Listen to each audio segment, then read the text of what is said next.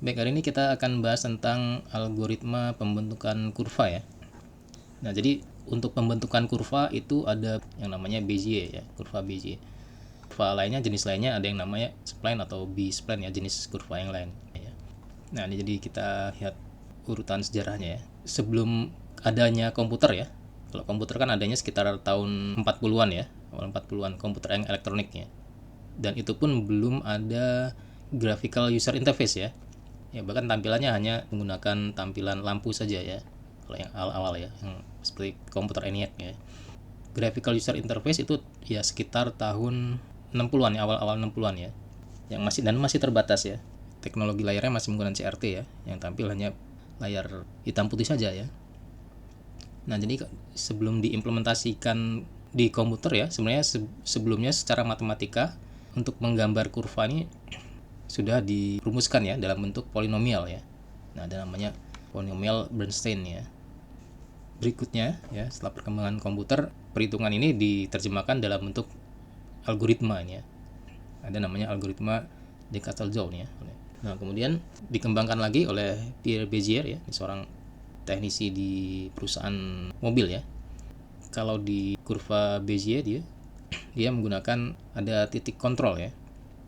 Nah, jadi bentuk lengkungan kurva nanti bergantung dari berapa banyak titik kontrolnya ya, kemudian dari posisi dari titik kontrolnya ya. Nah, kurva Bezier nanti ada yang linear ya, linear, kemudian ada yang kuadratik, ada yang kubik ya. Nah, kalau yang kurva Bezier yang linear ya, dia hanya dua titik. Nah, kalau yang linear nanti bentuk yang dihasilkan berupa garis ya. Nah, jadi selain menggunakan algoritma IDA sama Bresenham, kita juga bisa menggunakan rumus polinomial untuk membuat garis ya. Nah, kalau yang kuadratik ada 3 titik ya. Nah, kemudian kalau yang kubik itu ada 4 titik ya. Nanti akan membuat bentuk yang lebih melengkung ya. Dan ini bisa ditambah lagi titik kontrolnya ya. Nanti kita bahas di akhir nih ya. Nah, rumus dasarnya ini ya, bentuk polinomial nih ya. Saya yakin sudah pernah belajarnya ya dulu di SMA ya. Ada sigma ini ya. Jadi kalau ada simbol sigma di sini ya, berarti di sini ada rumus yang di sini akan diulangi dalam bentuk perjumlahan ya. Jadi ini merupakan bentuk polinomial ya. Penjumlahan dari ada perkalian di sini ya. Nah, jadi perkalian ini akan dijumlahkan sekian kali sesuai dengan nanti berapa banyak indeksnya ya. Mulai dari indeks 0 sampai dengan n ya. Nah, kemudian di sini ada T di sini ya. Nah, T-nya ini kalau dalam matematika diskrit ini di sampling ya, untuk samplingnya ya, untuk sampel datanya. Dalam matematika diskrit kan untuk mengubah dari analog ke digital atau data continuous ke diskrit. Nah, nanti kan di sampling ya. Nah, di sampling biasanya istilahnya dia menggunakan satuan waktu ya, T-nya ini ya. Nah, kalau di sini nilai T nanti jangkauannya itu antara 0 sampai dengan 1 ya. Dia berupa nilai pecahan. Nah, rumus umumnya seperti ini nanti ya. Ya, nanti kalau yang linear tadi hanya dua peubah tadi P0 P1 gitu ya. Kalau yang kuadratik nanti ada P0 P1 P2 ya. Yang kubik ini nanti ada 4 variabel ya, atau 4 parameter ya. P0 P1 P2 P3 ya. Dan seterusnya nanti ya. Kita bahas satu persatu ya. Nah, ini untuk yang Bezier, kurva Bezier yang linear ya, atau orde pertama. Nah, dia menggunakan dua parameter P0 dan P1. Nah, P0 dan P1 ini merupakan titik nanti ya. Kalau titik berarti dia punya elemen namanya apa? Punya nilai apa nih? P0 dan P1 ini punya nilai elemennya apa? Coba ketik di chat. Nah, X dan Y ya. Jadi P0 itu nanti punya P0X sama P0Y. P1 juga punya elemen P1X sama P1Y ya. Nah, jadi P0 ini merupakan titik ya. Jadi dia punya dua elemen X dan Y ya. Nah, hasilnya juga nanti berupa titik ini ya. B ini nanti berupa titik hasilnya. Nah, ini titik hasilnya ya, yang hitam ini ya. Nah, yang merah ini hasilnya ya, yang sudah dilewati. Nah, rumusnya seperti ini ya.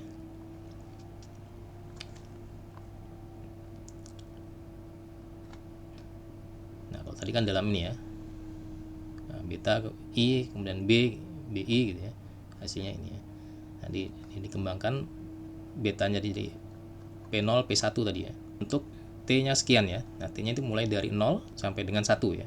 Nah, ini nilai pecahan ya, jangkauan pecahan ya. Seberapa banyak sampelnya ya nanti tergantung nilai T ini ya. Kalau kita ingin semakin akurat ya nanti sampelnya diperbanyak lagi. Sampelnya diperbanyak, makin banyak sampel makin dia akan semakin akurat nanti. Nanti untuk di algoritma kita tinggal masukkan rumus ini aja ya. Ini sama ya. Nah, ini order pertama ya. Yang order pertama dia nggak ada kuadratnya ya. Nah, kalau kita lihat di sini ya, kita masukkan rumusnya. Saat P-nya 0 berarti berapa nih ya?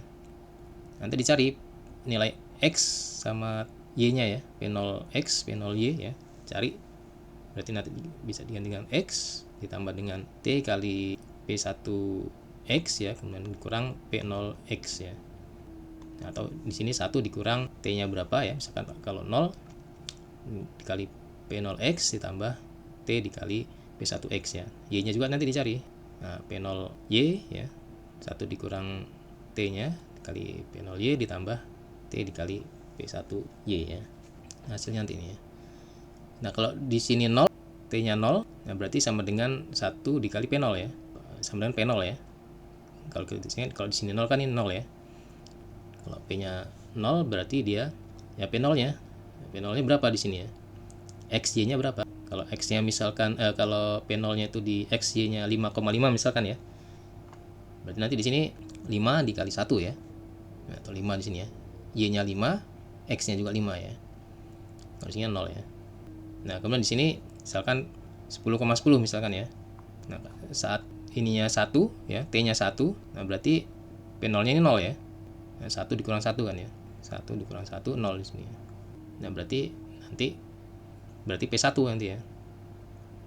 P1. Ya sama aja kalau ini 1 kan, ini nanti P1 ini 1 dikali P1 dikurang P0 ya. Nah, P0 kan nanti mengurangkan yang P0 yang ini ya. Jadi tinggal P1 ya. Ya berarti X-nya misalkan 10,10 di sini berarti 10,10 ya.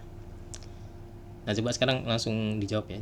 Kalau misalkan T-nya sama dengan 0,5 misalkan ya. T-nya sama dengan 0,5, berapa kira-kira ini ya? Coba langsung ketik di chat nih. Nah, misalkan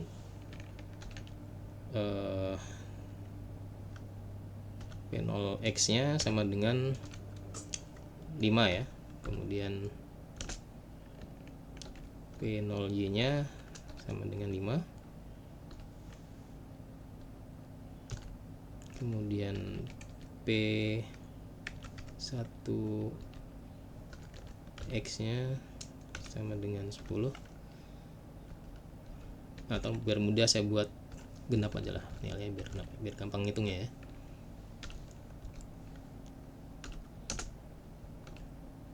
P1Y sama dengan 10. Kemudian T-nya sama dengan 0,5 ya. Nah, X-nya sama dengan berapa? Sama BY-nya sama dengan berapa?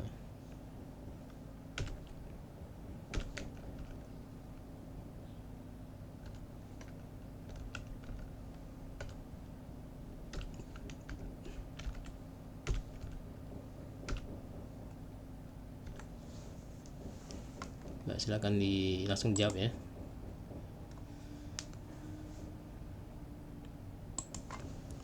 Masuknya B 0,5 X ya.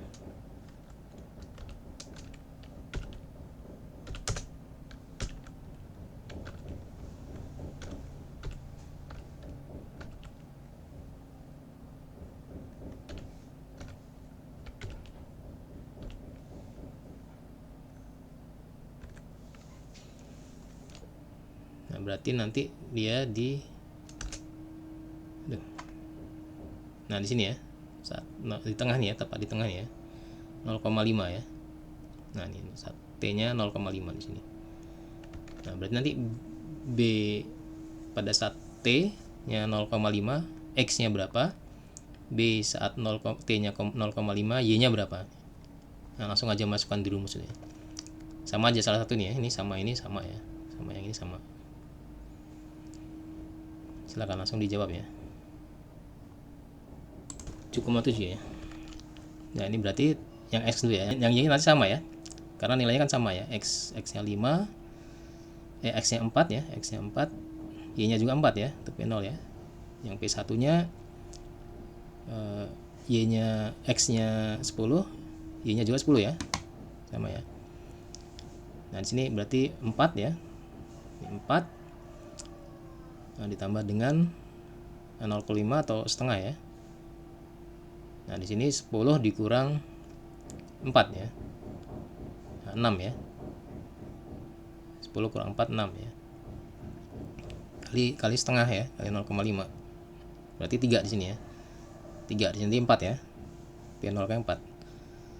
Untuk X ya, XY sama 4 ya. Nah, ditambah dengan 3, 7 jadinya ya. Untuk XY yang saat B sama dengan setengah tadi ya, di sini ya, di tengah, pas di tengahnya ya.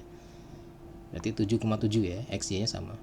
Ya kalau beda nanti berarti ya cari masing-masing ya. Bisa dipahami ya? Oke, kita lanjut ya. Gampang ya, mudah, ini tinggal masukkan rumus saja sebenarnya. Kalau yang kemarin yang Bresenham ya di DA itu kan harus masih ada if-nya ya. Kalau ini nanti tinggal langsung masukkan ke rumus saja dia untuk mendapatkan titik X, Y-nya ya. Nah, orde kedua, nah berarti nanti dia ada yang kuadratik dia, ada kuadratnya ya, pangkat 2 nih ya. Nah, kalau ini rumusnya sudah dijabarkan ya. Sebenarnya ini ada pangkat 2-nya nih ya.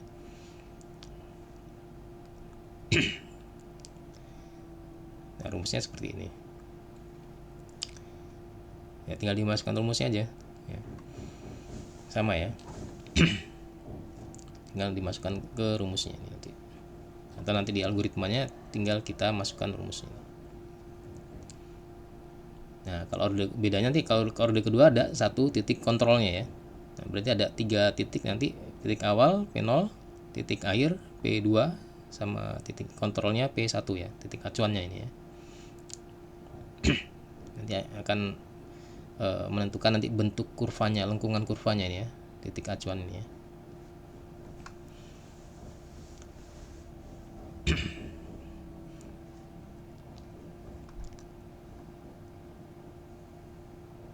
Nah, kalau ada pertanyaan bisa langsung tanyakan ya.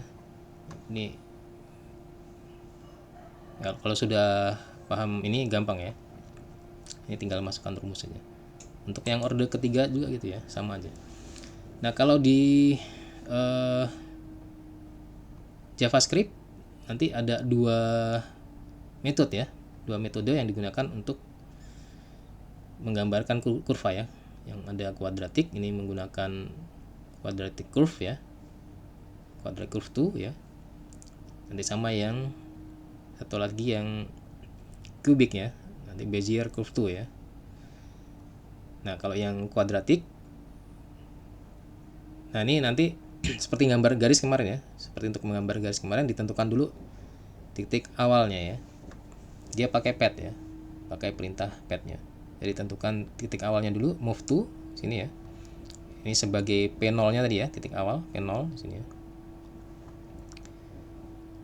Kemudian 20,20 ya. Kemudian nah baru masuk ke metode atau perintah untuk membuat kurvanya ya, quadratic curve 2. Nah, ini titik acuannya tadi ya, titik kontrolnya ya, 20,10 di sini ya. Sama kemudian titik akhir ya. Nah, jadi parameter di metode quadratic curve-nya ini hanya untuk titik kontrol dan titik akhirnya saja ya. Titik awalnya pakai move to di sini ya.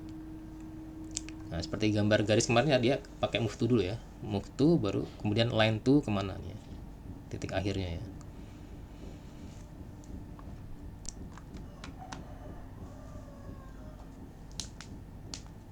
Kemudian nah, ini untuk memberi warna garisnya ya, stroke-nya ya, warna pada stroke garisnya. Nah, kemudian diberikan perintah stroke di sini ya. Kalau nggak ada perintah stroke di sini nanti nggak tampil ya. Nah, ini perintah di JavaScript ya.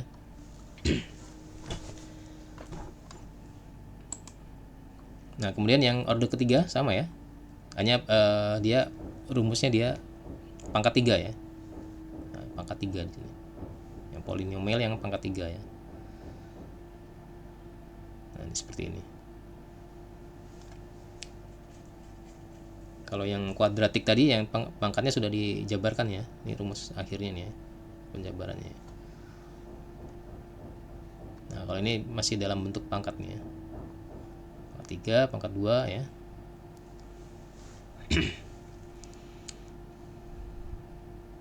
Dan sini ada 3 parameternya ya. Ada 4 parameter ya. P0, P1, P2 sampai P3 ya. Nah, titik awalnya P0, titik akhir P3, titik acuannya atau titik kontrolnya P1 dan P2 ya.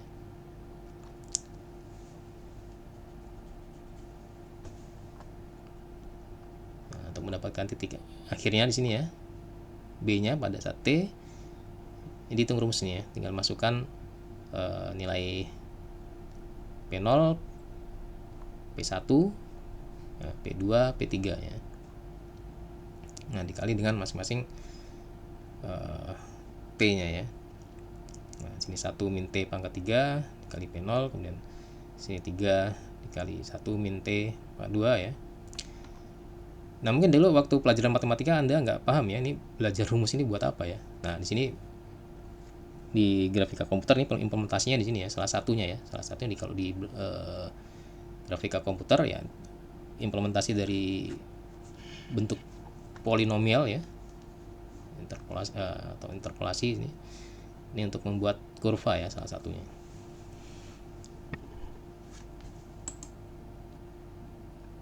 Nah, kalau di JavaScript ada perintah atau metodenya Bezier curve to ya, untuk membuat kurva yang kubiknya, untuk kurva yang kubik.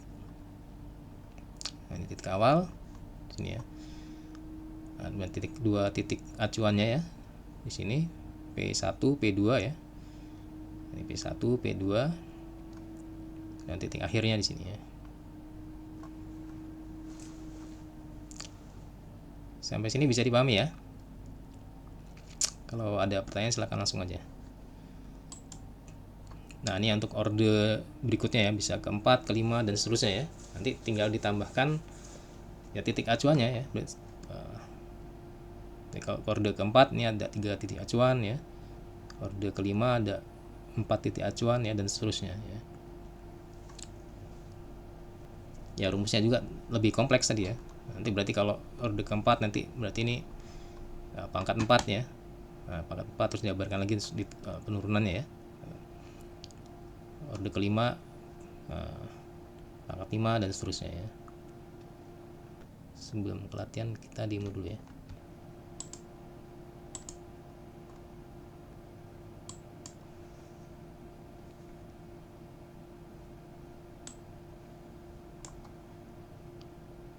Untuk titik awalnya di P0 ya, ada X0 X1 X0 Y0 ya, dan ini titik 2 nya ya, titik acuannya ya, titik kontrolnya X1 Y1, titik awal ini ya, X nya 30, Y nya 150 ya. Kemudian titik acuannya ada di X1 80, Y1 nya 20 ya, kurang lebih di sini ya, sekitar sini ya. Kemudian titik akhir ada di 200 ini ya, 200, X nya 200, Y nya 200. Nah, kemudian nah ini titik hasilnya ya, akhirnya X Y nya ini ya. Nah, untuk T nya saat T nya sama dengan 0 ya, ini di sekitar sini ya, 30 150 nih ya, ini dibulatkan 150 ya.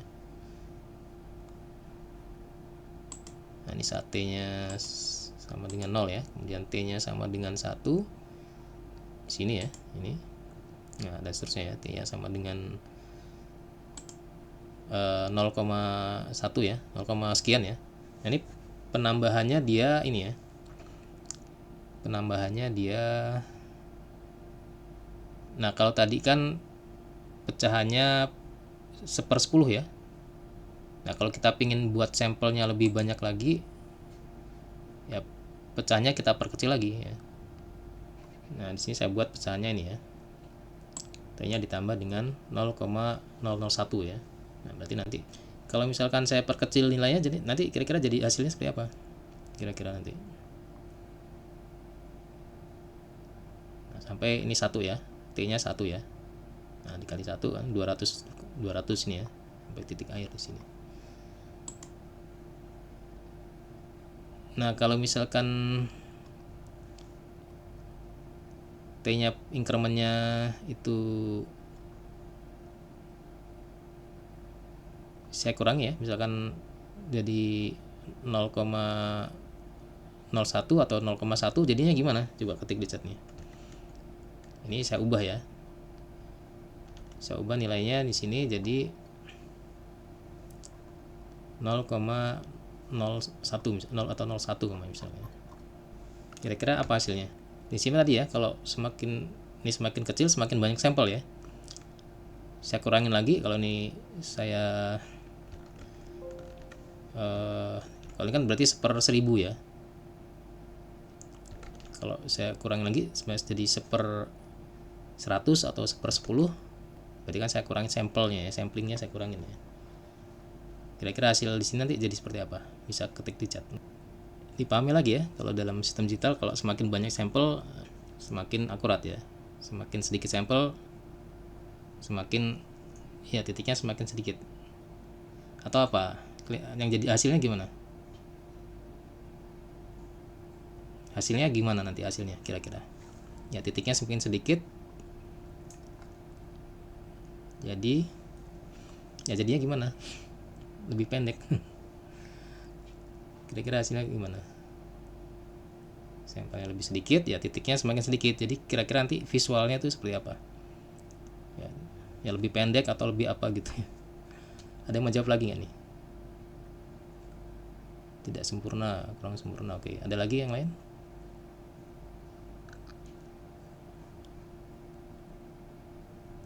Ya, saya kasih kesempatan dulu. Mungkin dua orang menjawabnya. Kalau sampelnya semakin sedikit, ya titiknya semakin sedikit. Atau hasilnya kalau visualnya, ada jawab lagi ya. Kita coba ya. Kurvanya lebih kasar ya. Coba kita lihat aja ya hasilnya ya. Nah, jadinya seperti ini ya. Ya samplingnya lebih sedikit ya, maka dia ya titiknya lebih sedikit ya sampelnya. Nah, coba kita tambah lagi, ini kayak kalau 1/10 ya. Kalau kita tambah lagi 100 misalnya, 1/100. Nah, titiknya lebih sedikit ya. Nah, jadinya putus-putus gitu dia. Oke. Ya, sampai sini bisa dipahami ya. Oke, mungkin kita langsung ke latihan ya. Untuk latihannya bisa langsung nanti dikerjakan sini ya. Ada 2 latihan ya. Satu membuat algoritmanya menggunakan logarithm ya. Sama satu lagi untuk latihan ini ya. Latihan yang membuat ini ya. Yang soal yang ini ya. Langsung dikerjakan sekarang ya. Pertama tadi membuat algoritmanya menggunakan dalam bentuk flowchart ya, menggunakan logarithm. Nah, satu lagi membuat tabel iterasi ya. Untuk titiknya bebas saja. Titik awal, titik akhir, sama titik acuannya bebas saja. Ini yang kurva yang kuat ini ya, kuadratik ya. Bebas, titiknya bebas dimana aja. Tinggal masukkan rumus saja. Mau samplingnya juga T-nya bebas. Ini mau 1/10 apa? Ya mungkin gampangnya 1/10 aja ya, nanti biar nggak terlalu lama ya. Langsung dihitung, langsung diplotkan ke sini ya. Silakan langsung dikerjakan aja ya.